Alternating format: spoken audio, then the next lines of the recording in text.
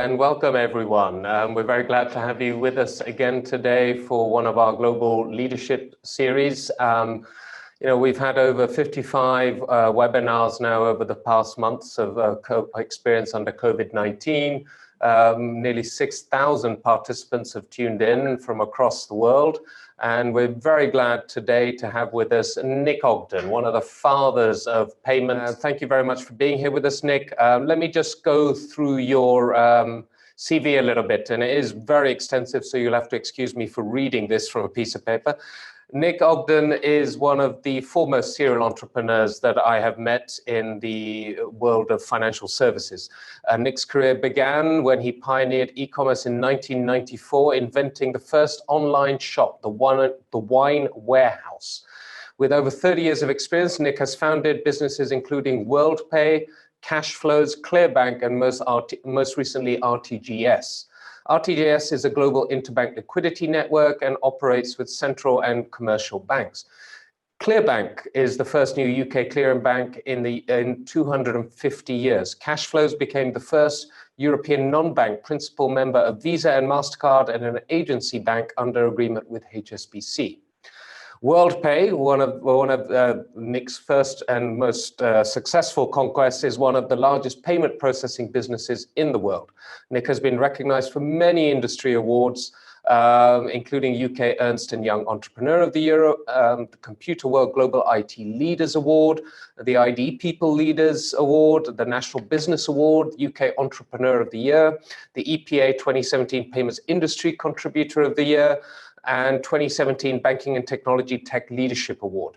Nick was the winner of the 2018 Payments Pioneer Award and highly commended in the City AM UK Entrepreneur of the Year Award in 2019, was selected as one of the world's top 50 innovators.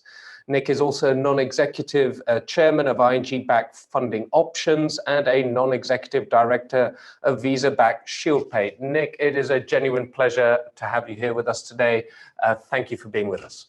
Yeah, good afternoon, good morning, or good evening, depending upon where you happen to be on the planet. It's far easier in real conferences, isn't it? You know who you're talking to and what the time zone is, but it's moved in interesting ways, I think. It has. There's pros and cons of this approach, I think. I mean, I think one of the detriments is not being able to see and engage with the audience, but on the other side, it does make sort of getting access to people such as yourself a little easier from wherever they are. And we're genuinely very glad to have you here with Nick.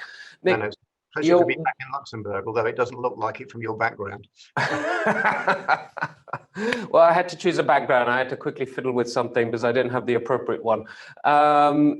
Nick, you are, in my time working in fintech and financial services, one of the great pioneers of entrepreneurship and this movement we now call fintech. You and I both know that it wasn't always called fintech. I very much doubt that word existed when you were setting up WorldPay. What has motivated you? What has driven you all these years to keep on doing this, to keep on setting up new businesses? I've been trying to write a book for the last few years, and I'll get it finished at some stage. One of the challenges with writing a book is what title you're going to put on it. And I think we've now, at long last, after a number of iterations, got that sorted out. And it's very, very simple. It's just two words, and it's what if. And what if you do something differently? And going back through my career a bit, I was involved in the very, very early days of electronic book publishing with Sony Corp and Panasonic over in Japan.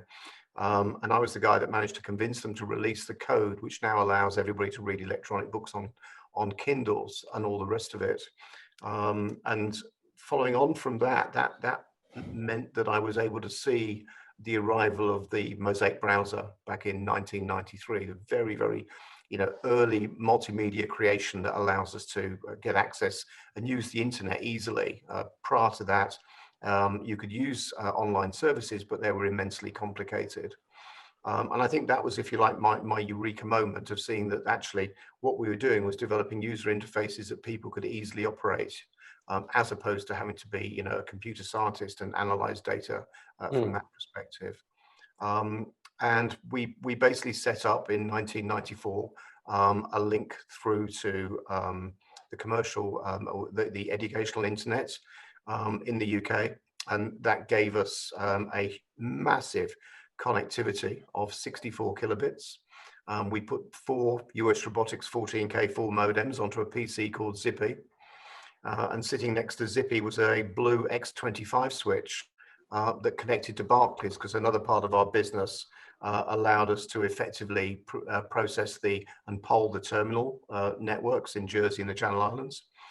And I just mused one day with Keith Martin, who was a great mate and a techie who was working with me. I said, look, Keith, why don't we plug these two things together? Because the banks have been daft enough to put our card numbers on the credit cards, so we can actually just key those numbers straight into the internet. And all we need to do is capture that and squirt that into the X25 switch, and then we can do online commerce. And that's what we did. And it wasn't the software that was the challenge. It was actually making the cable to connect the two devices. And from that, you know, the WorldPay adventure and everything else effectively, you know, has emerged from it. But so, I mean, fantastic range that you've worked in. But I mean, obviously over the past, the time I've known you, Nick, I mean, it's been financial services. So you gave us a little bit of background there as to how you sort of had that, you know, pathway into the banking world. But what has persuaded you or driven you to continue to focus on wanting to change financial services? What is it that you felt that drive within you to make things different and better for everyone? I think that, you know, sometimes the obvious sits in front of you and it's easy to ignore it. You know, I'll take you through a couple of things to perhaps explain what I mean by that. You know, we launched in 1995 Berkeley Square, which was the world's first bank-endorsed e-commerce shopping mall. And it was great. We had major brand retailers in there, Tesco's, Argos, Toys R Us. Ironically, many of those retailers have now disappeared as a consequence of e-commerce. Yeah. But that we didn't predict that at that moment in time. Well, Argos still exists, right? I always find that quite surprising, given that they were kind of a physical e-commerce model anyway, in many ways. Yeah, in 1995, their contribution to Berkeley Square was trying to sell weightlifting equipment online for about £600 a shot. That was not successful, but anyway. I can imagine. But what we found was we started getting emails in from people and saying, look, this is really great, super shopping mall, dum, dum, dum, dum. By the way, can you tell us what the price of, you know, the weightlifting equipment in Argos is? So I just assumed that Keith had made a mistake and the pricing file had gone wrong and nobody, you know, and it was just a technical error. And it wasn't that at all. What they were basically saying to us, we're in France at that time, still using the French franc. Yeah. We don't know what £600 is worth to us, because when we go down the Champs-Élysées or we go wherever we go in France to do our shopping, when we look at the prices, they're in French francs, and we can form a value for judgment decision against the cost of an item to the financial value to us. And if that works, we'll then work out how to pay for it. And that's the way the world still works today. And so what we realized was that e-commerce was never going to work because we'd created a global market, a global infrastructure. You didn't know where you were going to land in the world in relation to the shops you were going to visit. And if you landed on a shop, then if you're a UK shopper landing in Japan and seeing Japanese yen, and the zillions of Japanese yen you have to spend to buy, just a Mars bar, it was unlikely that you'd do any trade. So what we needed to do was to fix that and effectively create a system that allows goods and services globally on the internet to be presented in the currency that the consumer or business user would understand. Yep. That was the secret sauce behind WorldPay, and that took us 18 months to 2 years to build that with NatWest Bank. And as a consequence of getting that side of the system working, people could then pay. So if you like, it's working out what the problem is. And equally, not just turning around and saying, there's a problem with something, or there's a competitive opportunity on something, how do we make something, faster, cheaper? That's the normal routes people go down. That's okay, but all you're doing is leaving yourself wide open for somebody else to turn around and say, actually, we can do it even faster and much more quickly. You're just running down the line. But if you stand back from something, you say, actually, how do we improve the efficiency of something? How do we change something? How do we make it work more efficiently? And almost go back to basics in relation to how systems work. Then you start to build what I think are defensible businesses, but you also have a lot of fun because what you're doing is you're changing the status quo. You get a great team of people together. You're all beavering away, trying to build something new, trying to change something which isn't competitive. You have to buy a lot of soapboxes because everybody in the company becomes an evangelist in relation to what you're trying to deliver. But if you're fortunate, and I have been incredibly fortunate that all of my tech startups are still in business, which is, I'm delighted for the CEOs for maintaining that for me. Sort of move on from that. I mean, interestingly, this week I was talking to FIS and explaining to them that the history behind WorldPay, which of course had got lost in the midst of time. Well, Nick, I mean, WorldPay, was a product that I came into quite a lot of contact with when I was at RBS Markets, because I was astounded of this product. I mean, at that time, the specific part of it, RBS MicroPay, as it was known, right? And it backed some of the biggest online retailers in the world. I mean, if not, I won't mention their name, but the biggest online retailer in the world. And basically, providing the pricing in whatever currency you happen to be looking at. So an incredible innovation that, seems obvious, but, has made a big difference to the world, to globalization and access to markets. Yeah, I've still got the original business plan. I put a photo on LinkedIn a few months ago, which says, the internet created a global market, but the world doesn't have a single currency. Yeah.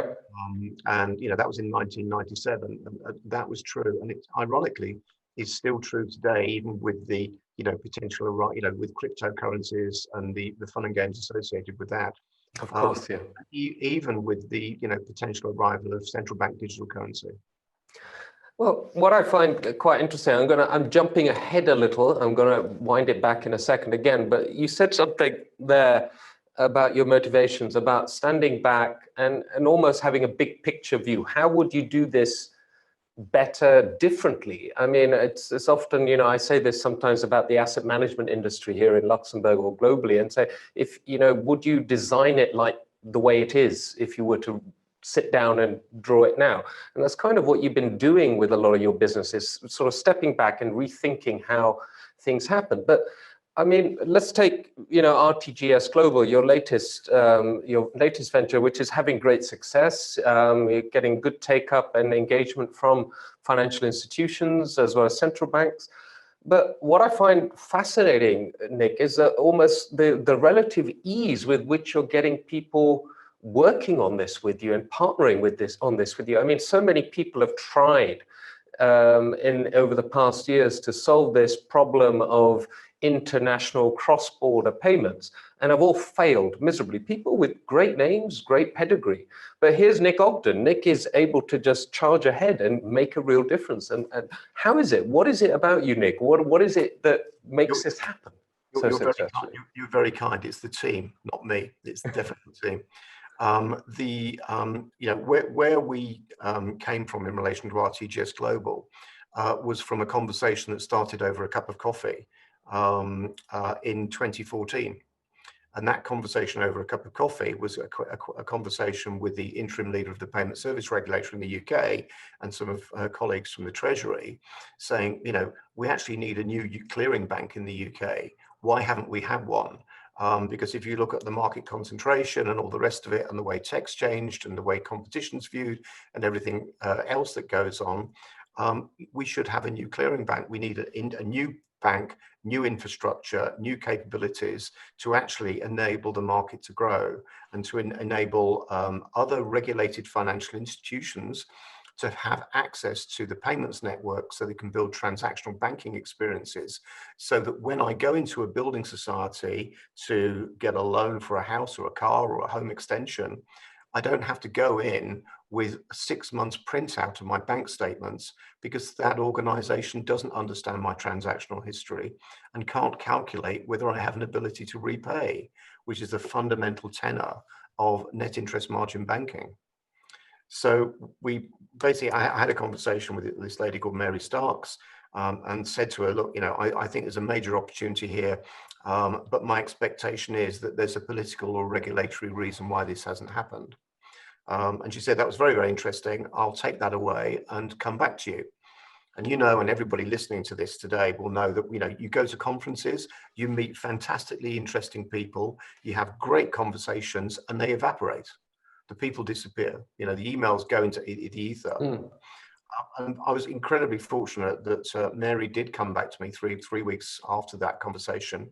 She'd been to talk to the PRA, the FCA, the Competition and Markets Authority, and everybody you could think of, to say, I've met this idiot, Nick Ogden, who's got this daft idea that we should set up a new clearing bank, and we've managed to do without one for 250 years. But this is his rationale for doing it. And he believes there's a political or regulatory blocker. Otherwise, he'd wander down, knock on the door and ask to speak to Mark Carney and see if he can get permission.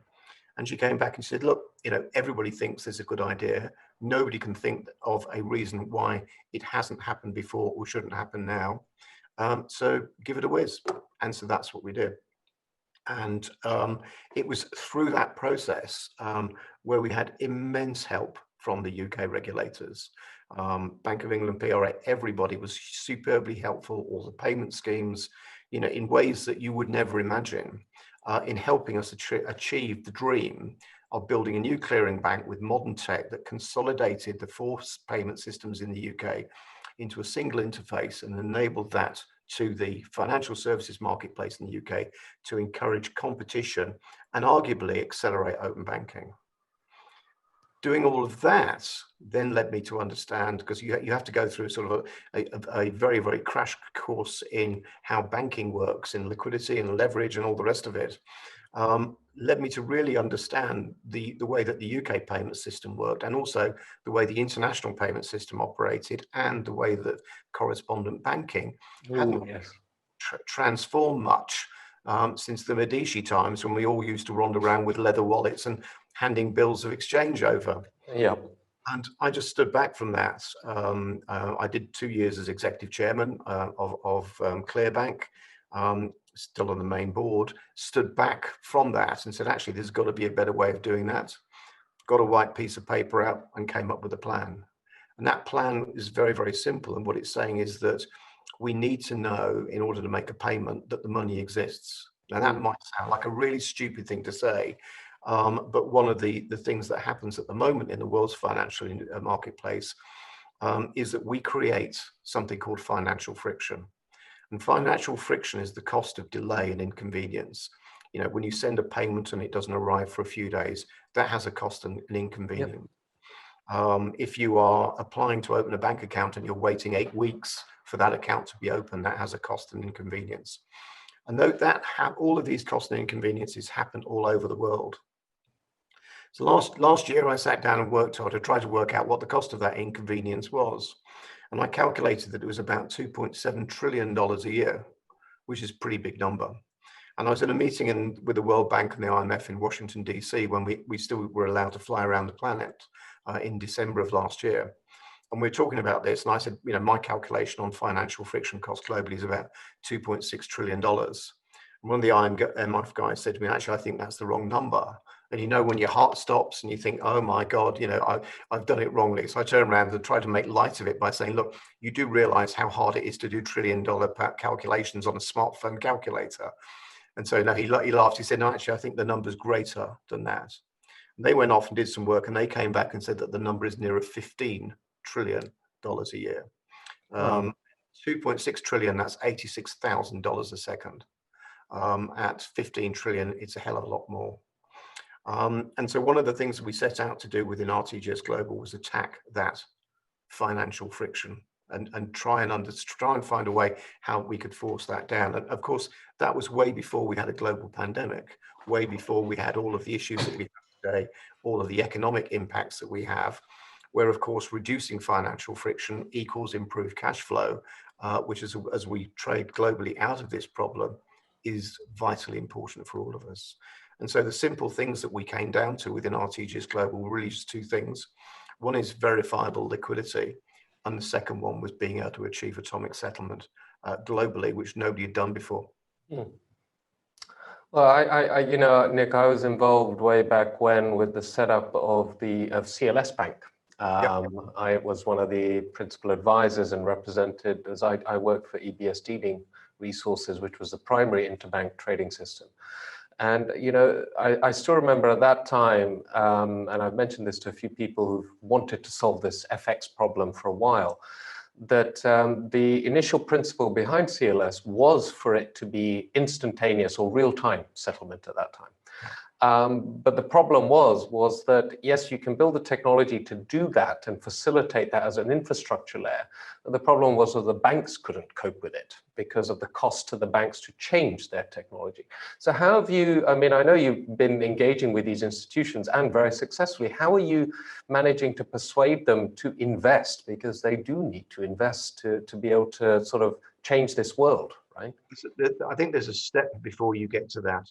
And it's sometimes, we live in a fast-moving world. We forget how short time periods are. Mm. It's, 30 years ago, we were using dial-up modems running at 14K or less. My first modem, I think, ran at 1200 baud. It was like nothing. All right, but it was great because at that time, that was the maximum you could run at. And so over the course of the last few years, internet speeds have grown and changed. In 2014, when I was talking to a group of people at the PRA, the Bank of England in London, about what we were doing with ClearBank, one of the guys said to me, and Mr. Ogden, where are you going to build this bank? And I said, well, I'm going to build this bank in the cloud. And they looked out of the window because they thought it was a cloud. They didn't realize, and it wasn't anything fun. We all laughed about it. Their knowledge and awareness of cloud computing at that stage, like many people in the marketplace, was thin or non-existent, which is fine. And because cloud computing really started to ramp forward in 2013, early parts of 2014. And if you look at the way that the cloud computing environment has developed, and of course now with the pandemic, everybody's saying we've got to go to the cloud and all the rest of it, it's been phenomenally quick. 6 years of market change. And a lot of changes have been going on, not just in relation to cloud computing and how you write code now, specifically for a cloud computing environment, but actually how the cloud computing networks operate. And we knew, because of the work we'd done with Microsoft within the Azure framework in 2014 at ClearBank and continues to today, that there were a lot of engineering changes going on within the core infrastructure within the Azure framework. A few years ago, we knew how the resiliency was being developed and we knew how the network was being built out. A few years ago, we realized that there was a possibility, emphasis on the word possibility, that we could achieve atomic settlement over that network, which you could never do before. And atomic settlement means that you get a transaction verified and closed out at both ends simultaneously. So you're taking the risk out. So what it means is that, I have $1,000 in a bank in New York, and I want to make a payment of $1,000 in Sydney, Australia. All right. And I want to know that the money exists in the bank in New York, and I want to know that the money exists in the bank in Australia. Well, we do that now in 50 milliseconds globally and know that that money exists. When we started doing this a year or so ago, we were at about 300 milliseconds, which is super quick. And what we can then do is we can then transfer the ownership of those funds, achieving settlement again in 50 milliseconds.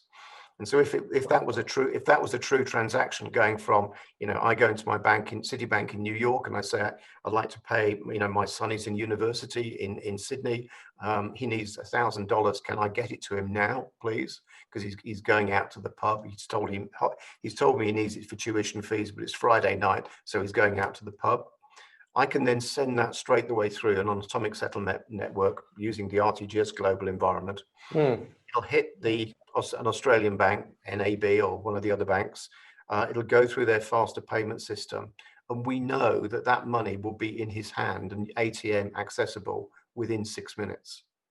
And the 6 minutes, okay. 6 minutes is the SLA on the Australian faster payments network, because our transaction speed is done at the speed of light. Okay, so you're feeding into the faster payments and then it's localized within that network. But I had a quizzical look on my face for a second there. I don't know, you might have noticed, but I used to, do high frequency trading, and you said 50 milliseconds New York to Australia, but the line between Japan and New York is about 190 milliseconds latency. Do you need to connect all that way, or that there's certain stores you must have, in between, right, in order to do that kind of speed. It's a consequence of the way that the Azure network's now been engineered. Okay, so the network has improved, and you don't need to actually physically have go through that T1 line all the way through with all the hops, right? The whole infrastructure has changed. Okay. And had it not changed, yes, we'd have achieved, the high speed rates that you talk about. 150 milliseconds is okay. Yeah. Right? The cost of that infrastructure is eye-watering, as you will know. Yeah, the cloud has changed all that. Yeah. Yeah, and then that moves that out of being an economically viable solution. Cloud computing is not cheap, but it's not expensive. And so what it allows you to do is to say, here's a business opportunity because we can identify an asset, a sum of $1,000 mirrored in the Federal Reserve Bank in America.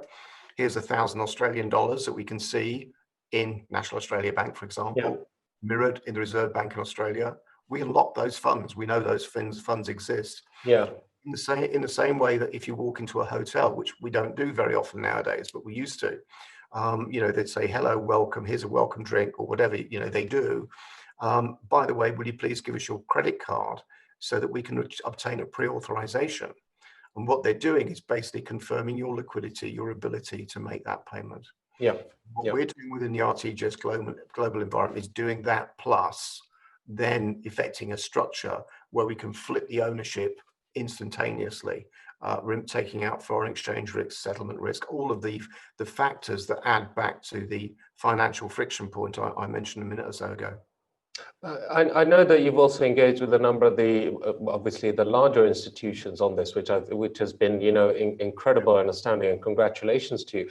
But therein, one of the big issues I've seen with previous attempts to solve this problem is that issue, or not an issue for them, but the benefit to them and their control of that correspondent banking network, where they're earning, what is it, 680 billion a year for basically doing nothing, right? It's free money for these basically the top 10 banks that control it.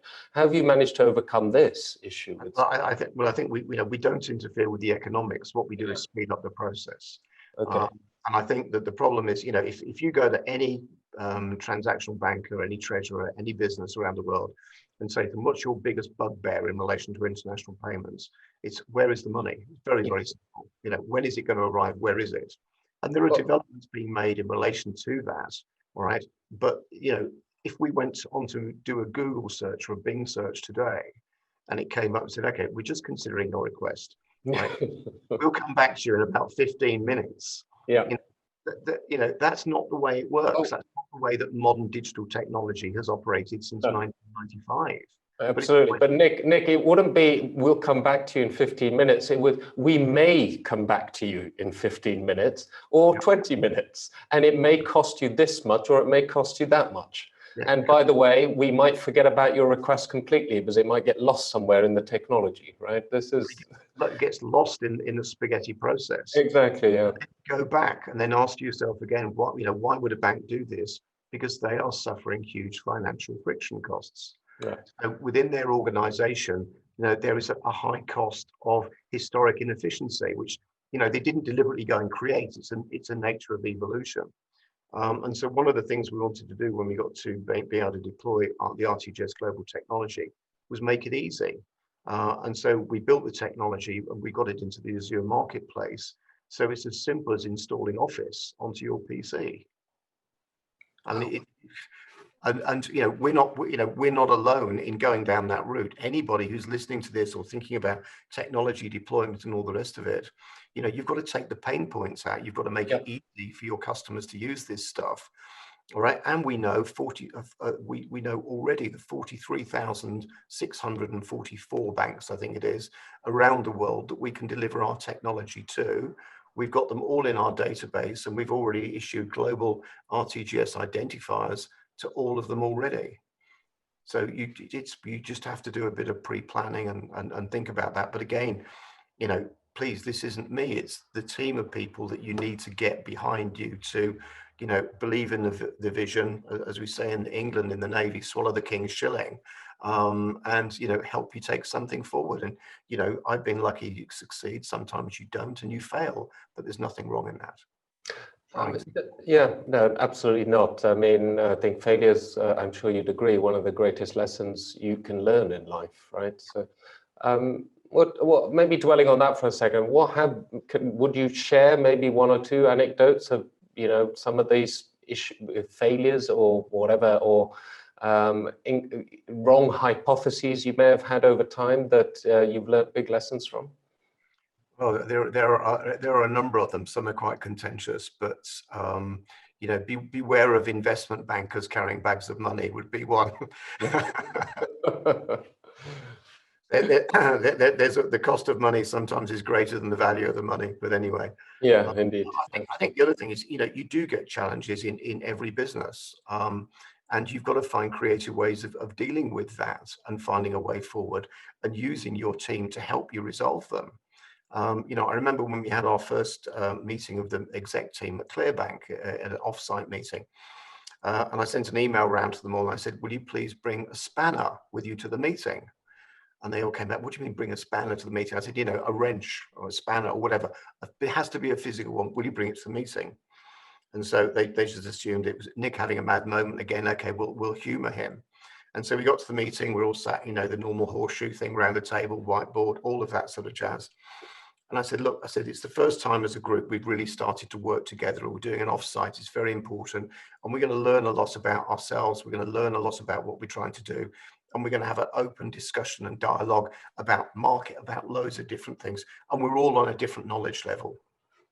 What I want you to do is if you hear something that you disagree with, or have an alternative view on, I want you to throw the spanner on the floor, because that simulates throwing a spanner in the works.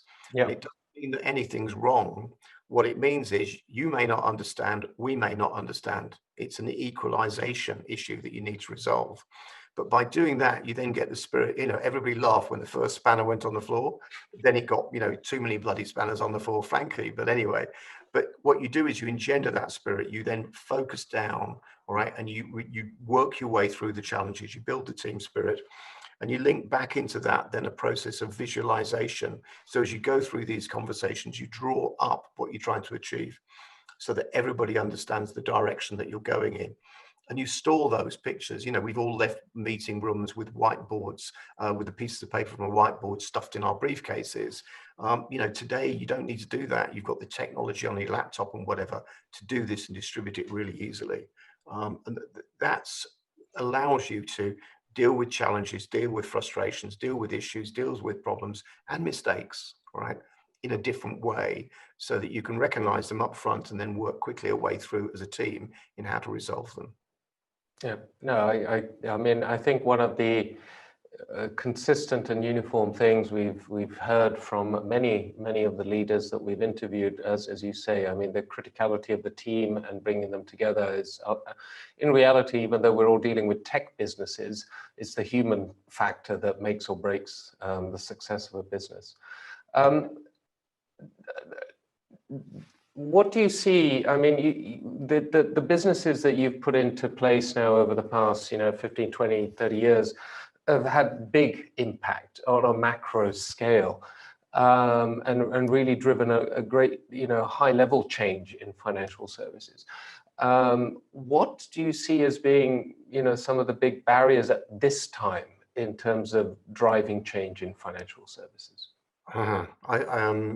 I remember back in 1995, Jim Clark, who was the founder of Netscape, some of you may remember him and the Netscape browser, he came over to Jersey to see us when we were building the Berkeley Square project. And, as you do in Jersey, we went out for a nice seafood lunch and all the rest of it. And we were talking about the rate of change. The commercial internet had just arrived. Everybody was talking about it. You couldn't pick up a national newspaper without some reference to some .com. We envisaged then that an internet year was probably around 3 months because of the rate of growth and progress and all the rest of it. That continued on. We then had the boom and bust of 2000, which I think was really a market leveler. and different views and a different conversation as to why I think that will not happen, but it happened. And now we're in an environment that nobody on this planet has ever experienced before, which is a global pandemic. And we've all been forced into a change of life, both professionally and from a personal perspective, which many of us probably would have preferred to have avoided, because it's been a real pain. However, what has happened is since the end of March of 2020, every single person on the planet has been exposed to digital technology at a rate and speed and at a depth that could never have been achieved without the pandemic occurring. And so you probably got about a 2.5 to 3 year acceleration in market understanding of digital capabilities at the customer level, right? Yeah. That's a massive opportunity for business development. It's a massive opportunity to embrace what is going on and to recognize that probably by 2030, without a pandemic, we would have reached that moment of change, because innovation, always continues. I mean, there's been more innovation since we started this call, the last 20, 30 minutes. But what's happening is that's being condensed down. And if you look then at some of the elements which can play around that innovation, you've got the open banking initiatives that are going on. You've got the regulatory positions that exist, and we'll exclude Brexit from this conversation, please. But you've got the regulatory opportunities that have been created. You've got the requirement of consumers to be able to transact more easily and use their money for their purpose, which historically has proven to be a bit of a challenge. Yeah. You've got large banks recognizing now that having a statement on a smartphone isn't a digital experience. It needs to be more meaningful than that. So I think in relation to financial services and fintech, the market opportunity that has been accelerated as a consequence of a dreadful, health incident. All right, you could never have put those components together into a market opportunity if you'd wanted to. It was impossible to create. And I think that coming out of that, there are going to be many business entrepreneurs, many business leaders, technology team leaders, employees within companies who are seeing ways that they can improve efficiency, change systems, improve systems, develop new systems, and do them quickly, because they need to do them quickly. Because although, this week there's been great news that there may be a vaccine on the horizon, that's going to take time, I think, to run through.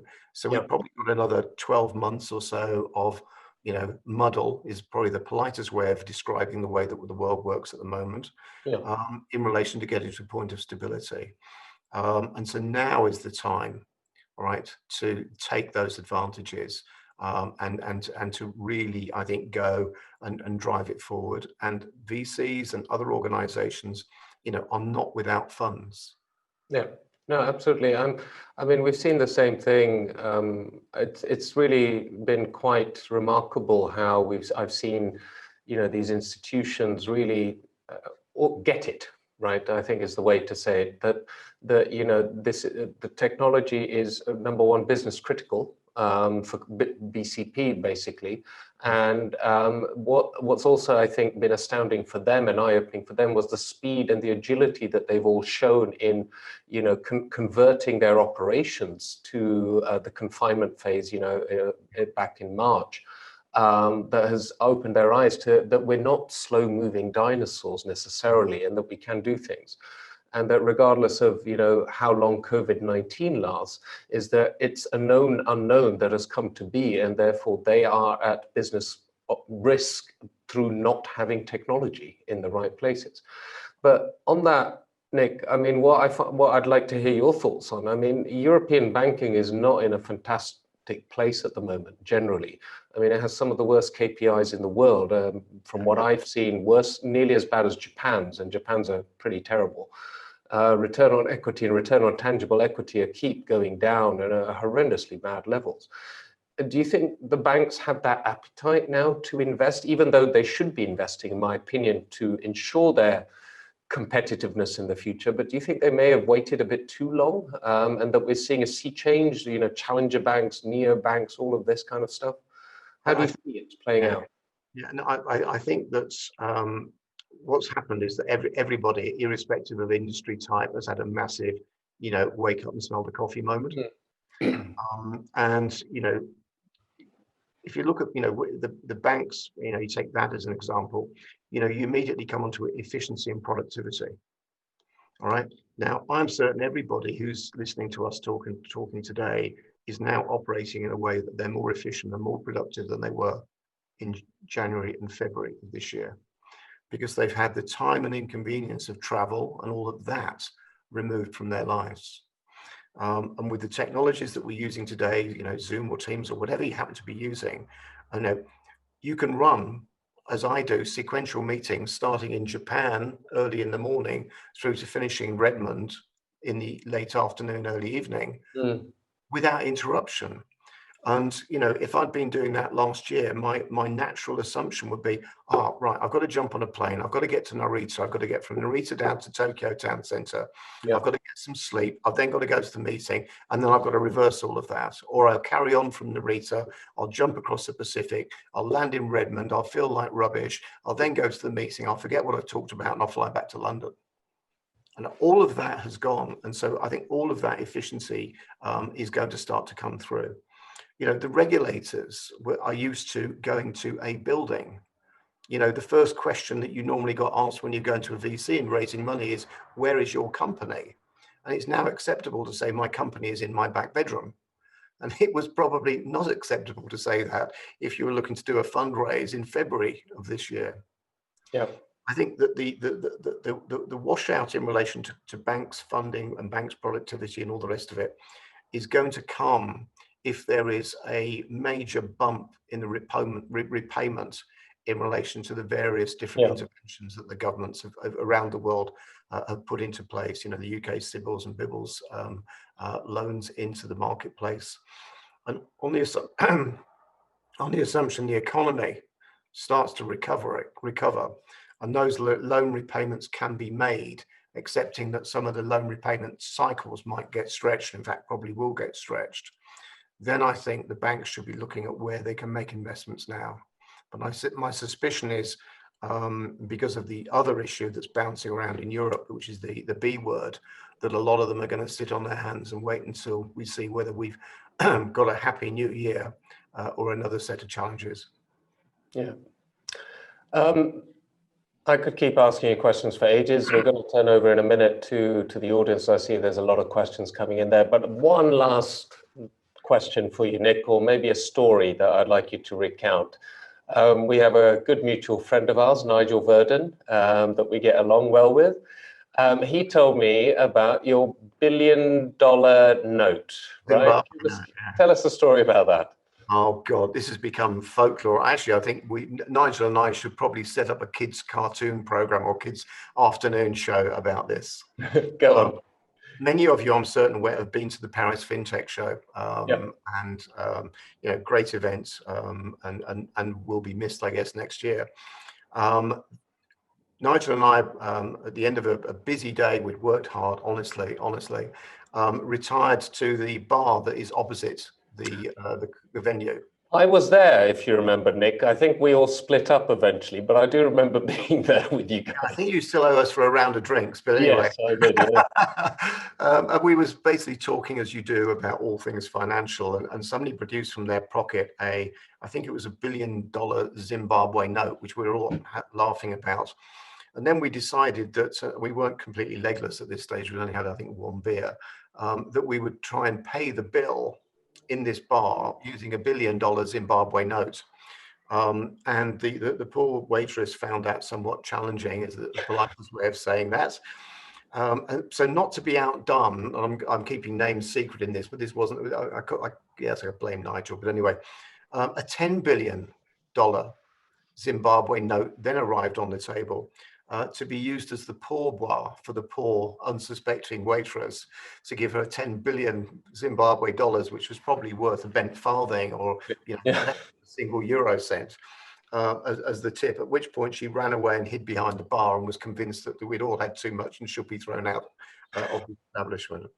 What then happened was that Nigel was doing a property transaction and then used that $1 billion as security for his property transaction. which I'm pleased to report he has repaid with interest. Yeah. I think the interest was a pint of IPA at an open banking event in London, whilst we could still all meet with each other. But it's, things like that are internet folklore. Nigel was telling me. No, we had Nigel on this interview series a few weeks ago as well. But I remember that I wasn't there for the $1 billion note exchange. I think we'd left to go off to some event, the multitude of events. But I do remember us having a few drinks. It was Nigel had some funky toys with him as well, I think. Or anyway, listen, I'm gonna. Had net close to that was trying to pay for drinks in Tokyo with a Bahrain Telecoms card. That didn't work either. Listen, I'm going to hand it over to the audience here because we've got a lot of questions. I will have Anthony come back online to orchestrate, and we'll have these people ask the questions directly to you, if that's okay, Nick. And we have our stalwart who got in there very early on with the question, Dan Fahini. Dan, let's have you online. Can you hear me? I think I was unmuted. You're fine. Hi. Nick, how's Jersey? How's it going? Look, Mr. Open Banking, I think his name is Ayal Sivan. He's now with Axway talking about open everything. And I asked a question at one of these meetings in open banking a year ago, seems like centuries ago, about why don't the telcos and the banks share their data? And I know in the 90s in Canada, I think Nortel and HSBC nearly did it. And then the dot bomb happened. But here we are 25 years later, and the consumers, the businesses would all benefit from, number one, a digital identity framework, but number two, having data between telcos, which are mobile devices now, and banks, which are going branchless. But am I just dreaming, or what's up with all that? No, I don't think you're dreaming. It's funny. I mean, last year I was involved in the Nesta launch of the competition to try and get people to basically come up with consumer ideas for open banking. And an interesting aside, it was that a number of people thought that open banking meant that the branches were going to open on a Saturday morning, which ironically was the most important thing for them rather than all the tech. I think historically there's been this, Chinese wall, for one of a better description, between banks and telcos. And that's probably, fear of disintermediation and all of the normal issues that you get between, large corporates. It's interesting, of course, if you look at what's been going on in China, or until the announcements in China this week, that of course have changed all of that, how exactly what you're talking about has to a large degree been operational there. Because of the transparency and open nature of data flow between government data and commercial data. I also think if you look back at the world's most successful mobile payments initiative, M-Pesa in Kenya, where that was driven by Safaricom Vodafone subsidiary, which was completely outside of the banking environment for a number of years until it got to a point where the amount of funds it held was systemic, and then it had to merge in as a result of the request from the Central Bank of Kenya to actually become a financial institution.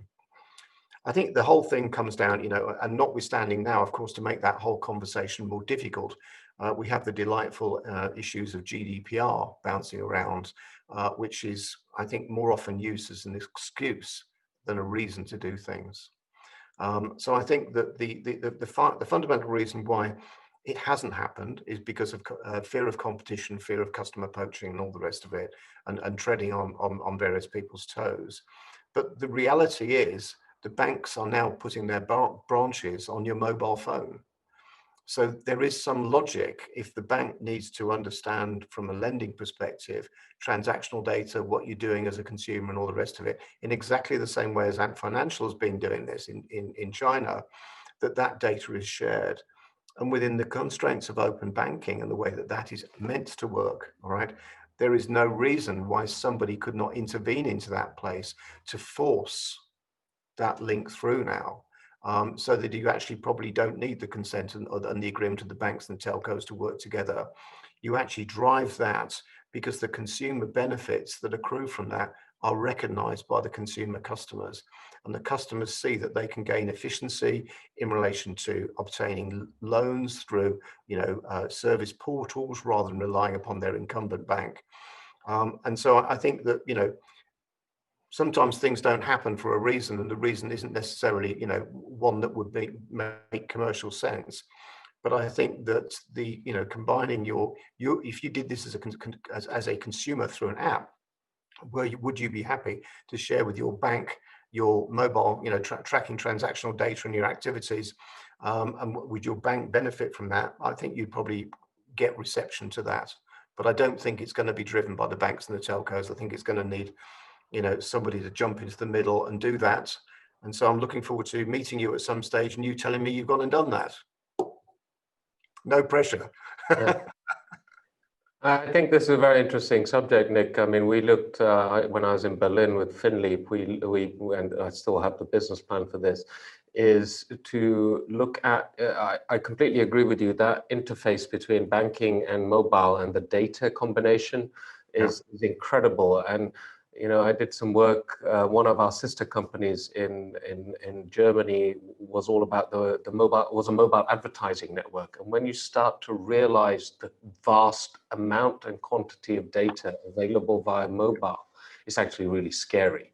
Yeah. And then to combine that with banking data and being able to service customers better, I think it's a gold mine, and nobody's doing it yet. And the way we looked at it was we should set up a bank that is a telco, because what we've had thus far is telcos trying to become banks.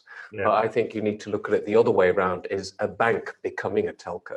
And there's no reason why they shouldn't. But listen, that's a story for another day then, and discussion for another. Thank you very much, Dan. Let's move on to Kathleen. Kathleen, question from you. Yes, thanks. I only do wholesale plumbing. I co-invented tri-party repo and optimized collateral for Clearstream, and I was domain expert to IBM on the build for CLS Bank. And I have built a multi-currency RTGS. So I find anything Nick does in wholesale exciting. What I'd like clarity on is how RTGS Global settles in central bank funds. Our secret sauce. Have you heard of the phrase synthetic ledger? Sort of, yeah. Okay. I think I know where you're going. And if you look at the way that the whole concept of central bank digital currencies is being considered and all the rest of it, yeah, as a commercial bank controls its central bank reserve account, it's not controlled by the bank in exactly the same way as, whoever you bank with, you control the use of that account. They don't. They provide an operating umbrella for you and probably apply a load of rules over it that you wish didn't exist. But it's exactly the same. As you move up the tier to the top bank, the central bank, it works in exactly the same way. So if you actually then get to a position, and we have a patent on this, you'll be pleased to know, running in 154 countries. If you then get to a point where you can then start creating ring-fence synthetic ledgers within a central bank environment, which are cross-matched, you can then achieve the atomic settlement and effectively get the transaction completed in record time. So it's basically an organization and tokenization model. If you're currently working for a regulator on whatever, and you go to RTGS.com and sign up, you'll actually get a demonstration on how this works. I'm afraid I'm just a consultant and also have my own infrastructure startup, which is why this is a particular interest. Yeah. Thank you very much, Kathleen. Let's go to Prashant. Prashant. Hi, Nazir. Thank you for hosting a good show. My question to you, Nick. I've launched a new online payment method that bolsters trust and confidence, because during our COVID-19 experience, we found that the rise in cybercrime and cyber fraud for online payments have been increased. So that just created a boost in our drive to implement it faster. So currently we've launched it, but we're finding it difficult to promote it. So my question to you is, if you were in my position, how would you go about promoting it? Oh God. Who's your end user? Are you selling this to banks? Are you selling it to consumers, or?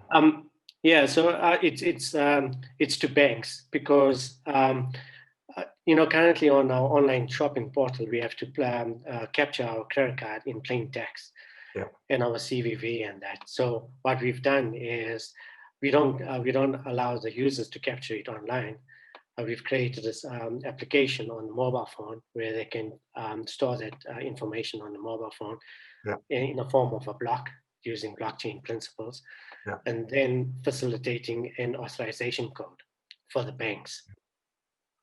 But we need banks to match that authorization code, so they need a component hosted on their end. Yeah, I think I know you've bitten a large elephant there, because you've got not only the banks, you've got the card schemes to deal with as well.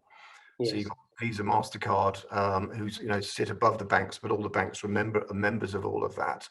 I think that the only thing I'd urge you to do is to be patient and make sure that you've got funding with your business to actually get you through the time period that you're going to have to endure, because that's the only word to describe it, whilst you start to move forward to achieve market adoption.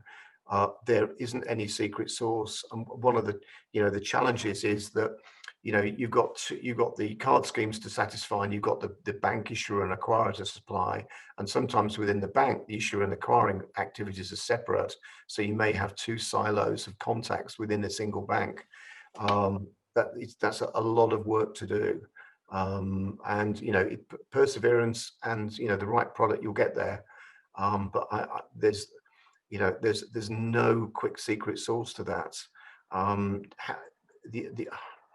I'm also not certain, because whether technically you can get this up as a fast deploy. If you could, that's one way of moving it forward, so that it's coming out of an Azure marketplace or something.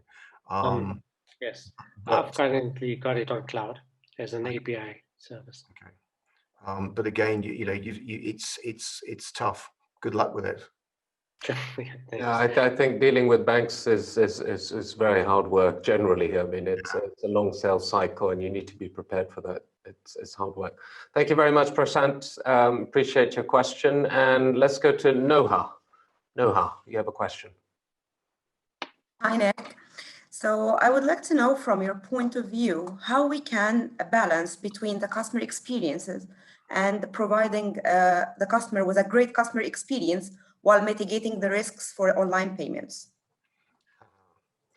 2 words: cognitive services.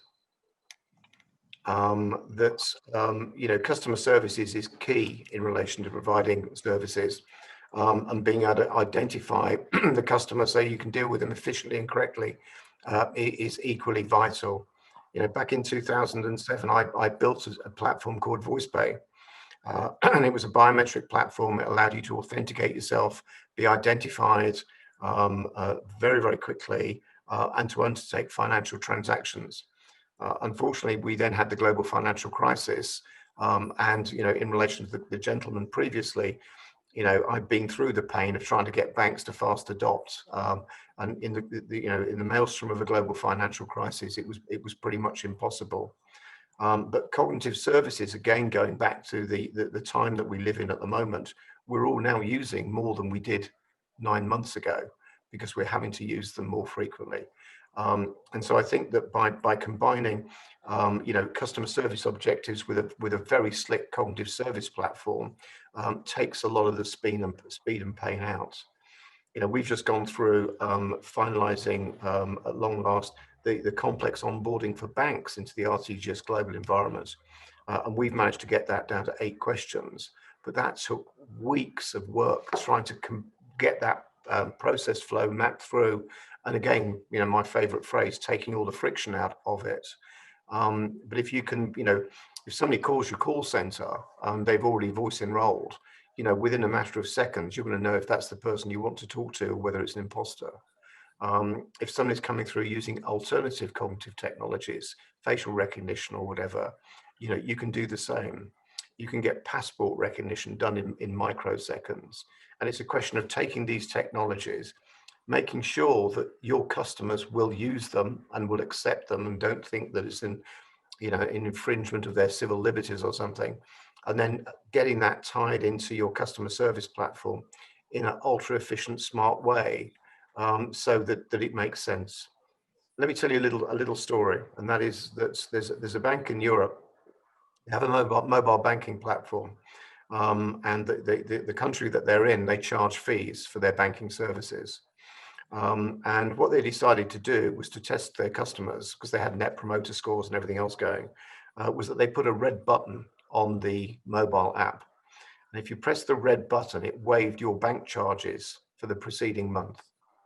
And the risk committee of the bank and whatever said, look, we've got to be absolutely nuts doing this. Everybody's going to press the red button.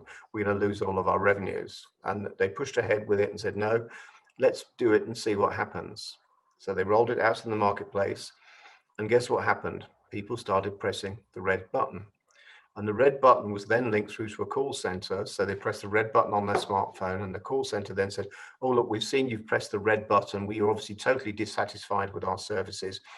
We wish to apologize for this. And obviously, we're going to not charge you our fees for the preceding months, but can you tell us what we need to do to make our service better for you? And in well over 95% of the cases, I believe, the answer was, we pressed the red button because we didn't believe it would work.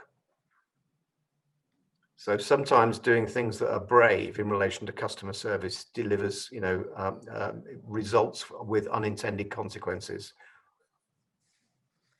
Great, thank you very much. It's okay. Thank you very much, Noah. And let's one last question, Nick, if that's okay with you, from Eugene. Eugene. Hi, Nick. Thank you for a great story. I think it's fascinating. I'm not going to ask you about your secret sauce or about the, for free advice here, but a quick question. You talked a little bit about where you are with RTGS. I think you mentioned you were winding up banks. But could you talk a little bit more about sort of what's going on? I know you launched a first phase of the rollout. Yeah. So where are you now, and what are the key next steps in the near term? Yeah, one of the things, I guess, you learn from experience of building businesses how to do things better as you get older, I think. Well, that's my excuse anyway. What we wanted to do, we split up the rollout of RTGS Global into 4 stages, well over a year ago. And the first stage, we called stage 1, and that was probably the wrong thing to call it, because it's really become discussion and demonstration. Because we have a sandbox environment, we have the tech's all built, it all works. We do demonstrations with transactions flowing around the world. The other day we're demonstrating to a bank in Japan, transactions running into North America. It's all, it's as real is going to be. And what we initially thought was that process was going to run till the end of this year. Then we would move into stage 2, which was the technical integration, and then on from that. Where we've now got to, and we're talking in discussions with over 50% of the GSIBs in the planet at the moment, a raft of regulators, is we're going to carry on that discussion and demonstration dialogue. And in fact, of the 43,000 banks that our technology will work for globally, we're now expecting all of them to come through that process, because it helps them understand the benefits of the technology that we built. And also helps us explain, as a consequence of all the conversations we've been having, the vast range of additional benefits that the RTGS Global platform provides, which, to be honest with you, a lot of the things that have come out of it, we've learned as a result of that interaction with the banks and regulators that we're talking to. So, that's sort of where we are. We've got banks who will be doing technical integration within the next month or so. We expect that we'll have banks live end of Q2, H2 of 2021, which is again ironically on plan. But the whole approach to this is the same approach that I adopted at ClearBank. Is that this is a system moving people's money around. We've got to make sure it works properly, and we've got to make sure that we identify any issues and challenges. And have the ability to say stop, because that's quite important. And so that's what we're doing. And as I said, when I launched ClearBank, and we said the same thing with RTGS Global, I am enormously proud to be criticized for going slowly on something that's so important. But at the moment, all's looking okay. Thank you. Excellent. Thank you. Thank you very much, Eugene. And Nick, I think we'll wrap up there. I mean, it's always a great pleasure to speak with you. I always enjoy our discussions, and it's been great having you and you having time for us today. And I think from the audience's reaction and what we're seeing, it's been a fantastic conversation. I look forward to seeing you face to face sooner rather than later. Yep. Hopefully, maybe at a Paris FinTech Forum, who knows, the way things are going. Your insights are incredibly valuable. Your experiences are incredible. And I think what you've shared with us today has been incredible. Thank you very much, Nick, for being with us. My pleasure to you. Listen, have a great day. And if, I know Luxembourg isn't like that behind you, so bring your skis over here because we do have some of the white stuff here. Yeah, the question is are we going to be allowed to ski? This is the debate that's now beginning coming November, right? I had to cancel earlier this year's because of obviously COVID. Listen, thank you very much, Nick. Thank you very much, all of our listeners, for tuning in. Thank you for the fantastic questions. Really fantastic session. I hope to see you all on the next one, and have a great day. And Nick, have a good afternoon. Thank you very much. Bye-bye.